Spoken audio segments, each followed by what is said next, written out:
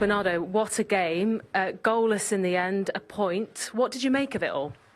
Two different halves. I would say that in the first half we didn't play that well. We didn't control the counters as well as we should.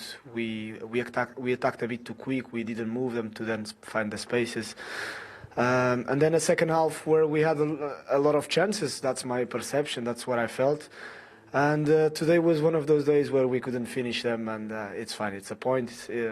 Obviously, we're not happy because we wanted better than this, but still a long season, yeah. Does it feel like chances missed, or defensively they were just difficult to break down?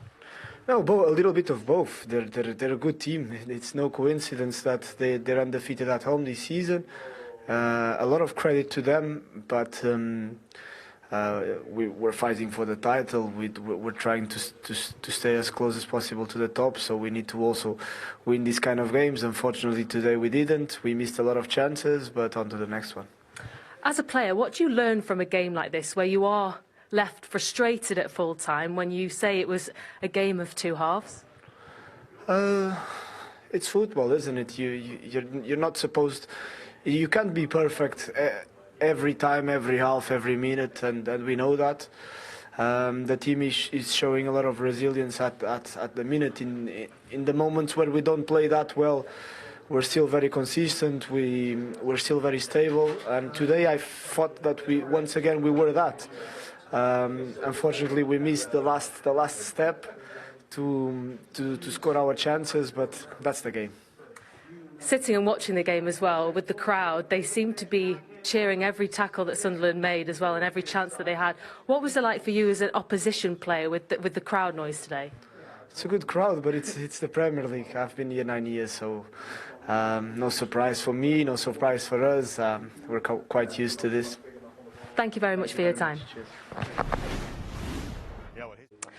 Pep, that was quite the game. What did you make of it?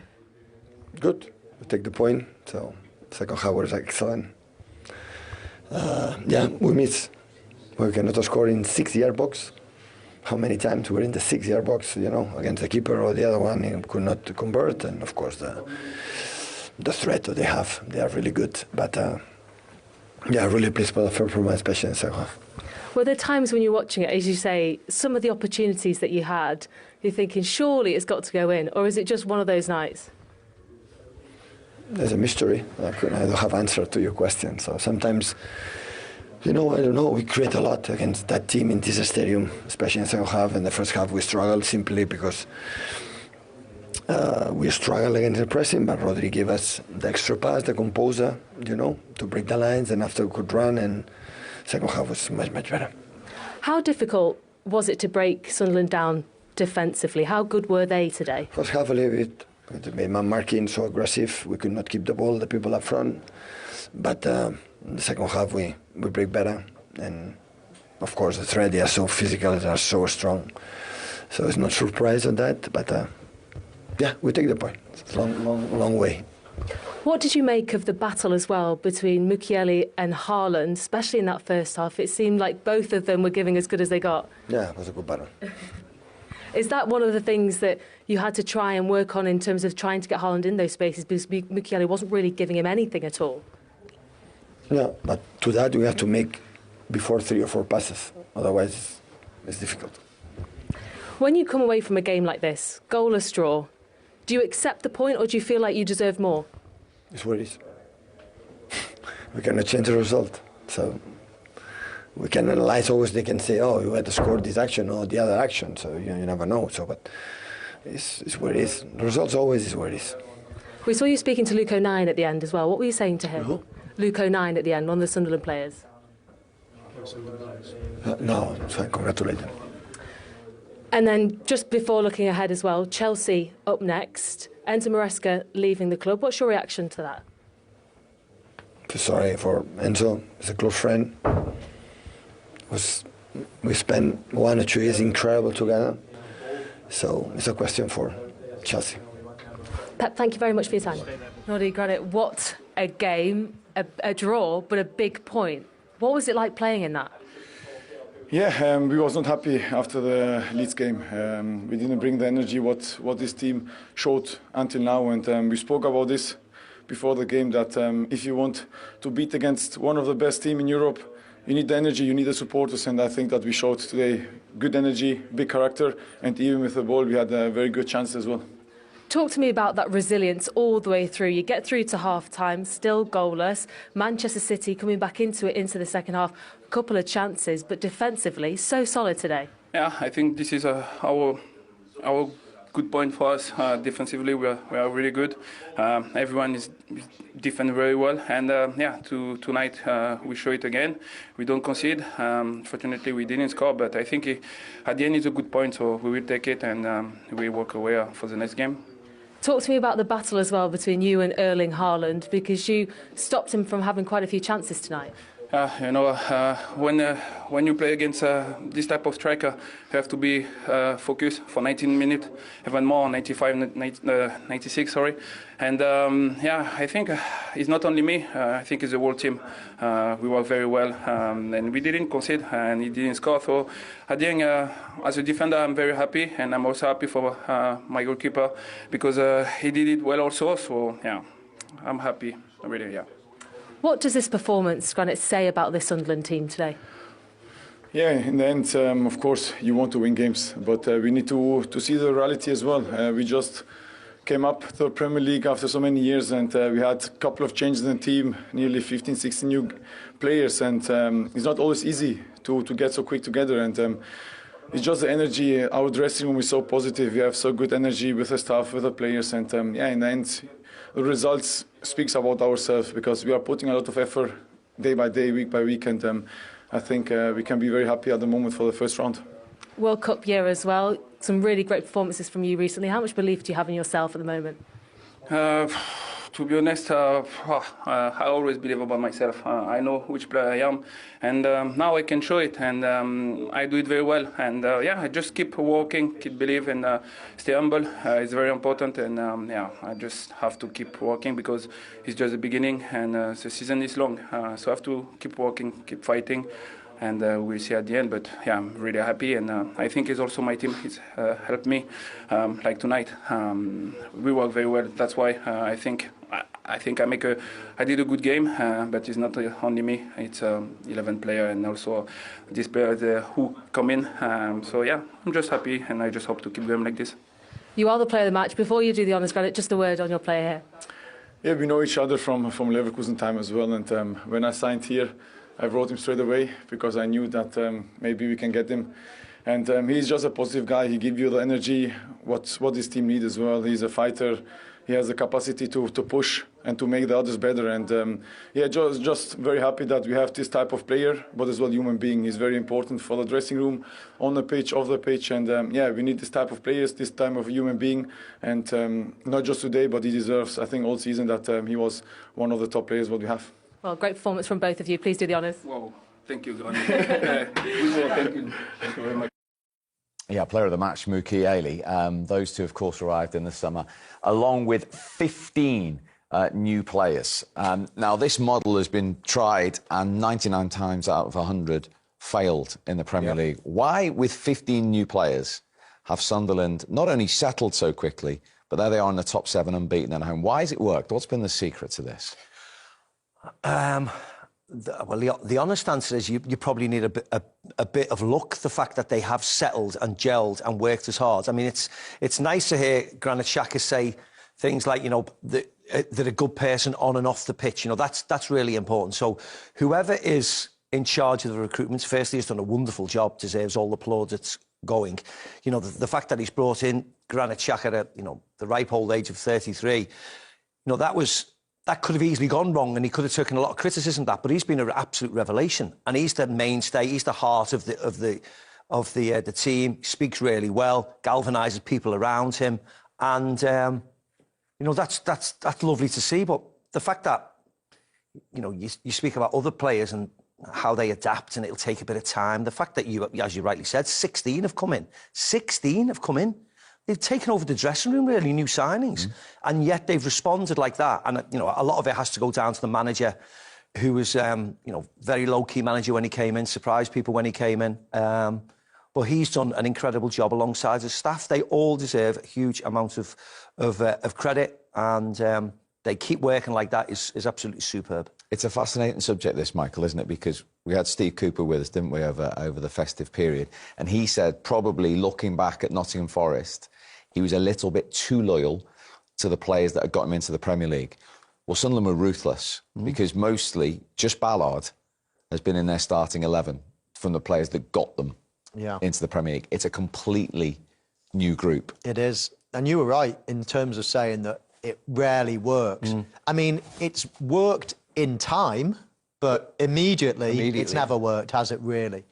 And it is interesting because you'd have to think, people aren't stupid. They're looking at what's happened over recent years. It feels like there was a lot of pressure, and Aston Villa have caused them problems in previous seasons, but for them to get over the line in that way, it'd give the club a big boost. How do you see it?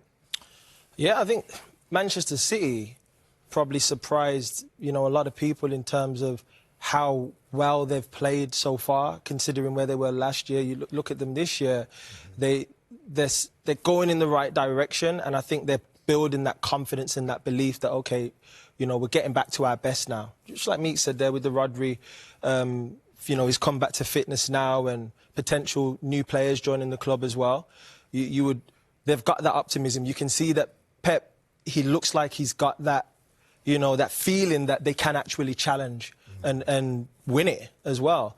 And for Arsenal, that this is, we talk about Arsenal and we say, when are they going to take the next step? Could this be the year? The players they have, they've got goals in the wide areas. They've signed a striker who should be able to help them score goals. They've got Gabriel Jesus coming back, who's been brilliant for the club through the course of his career, and Havertz. And then defensively, like Meek said, with Gabriel coming back, Nkapie's been brilliant, Mascara's been brilliant. That was the question mark before. OK, the defenders, if they lose Saliba, they lose Gabriel, maybe they can't compete. Maybe those injuries. They've signed two quality centre-backs who help them.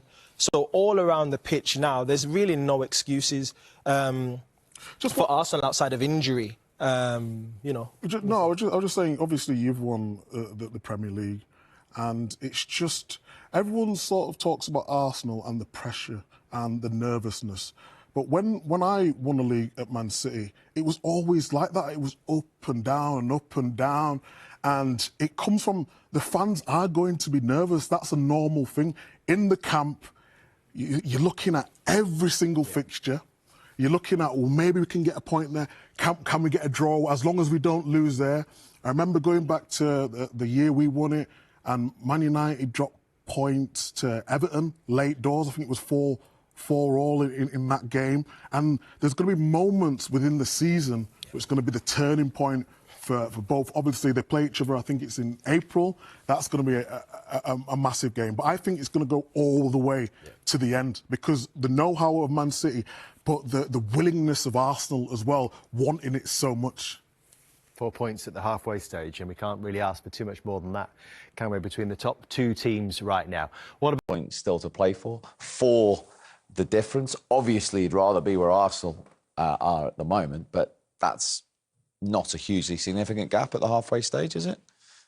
No, it's not. It's not. They're poised, ready to pounce. I think Arsenal will be delighted that they can have one big slip-up and still be top of the league. If they can keep that sort of 4 points or more, then that takes the pressure off. While it's only 2 points, let's say, you're always a little bit nervous looking over your shoulder. But first half of the season done for Arsenal, full marks. They've not been flawless, but they've done what they expected. And actually, they've got, players coming back now as well. I'm actually really impressed with Manchester City, though, because I didn't think they'd be this good this soon, this season.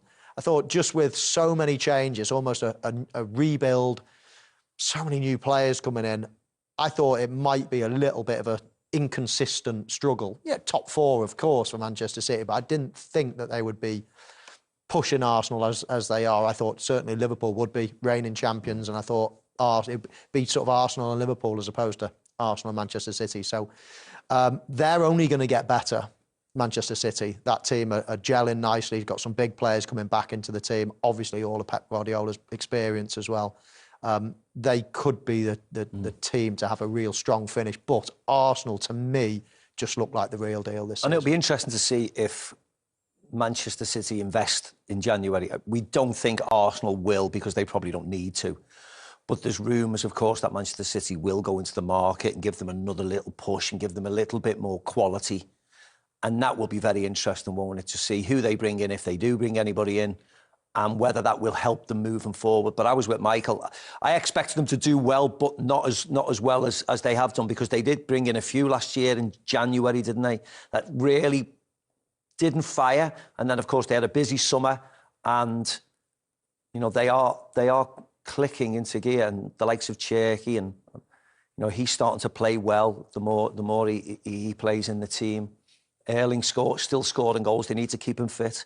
So it'll be interesting to see if they do any business, and that might just give them a little bit more impetus going forward. And the window, of course, to Lust in one show.